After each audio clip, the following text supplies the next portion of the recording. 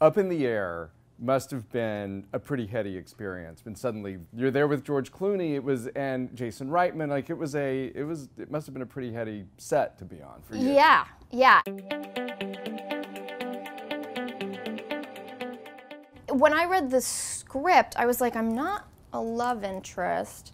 And I'm just still in the movie, Like I remember being shocked that it was such a big part and such a good part for like a young woman, and I'm just in the whole movie, and I don't have a romantic storyline with anybody.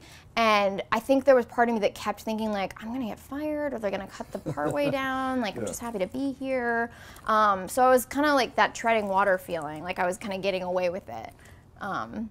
The Toronto premiere.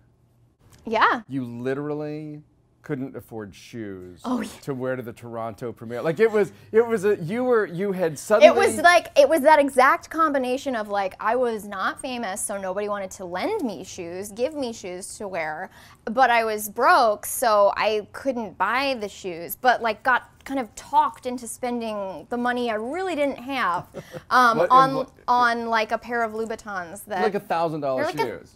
Like $1,000, like still, I'm like, I'm sorry, but they're shoes. But I still have them. I never wear them. They're like super sparkly and spangly, but I will never ever get rid of them because I'm like, I spent my rent money on you. Did. You on did. you. It's an interesting where you have to look like somebody who would be given Louboutin exactly. shoes. That was the, like, I know it's obviously like the joke is that funny. like, oh, movie stars can afford the fancy things, but people lend it to them for free. But for me, it was like, no, I have to buy the fancy shoes to look like I'm so famous that they just lent me these shoes. Because like Louboutin's just falling all over themselves to give it to me. But at that point, every fashion house was like, who are you? What?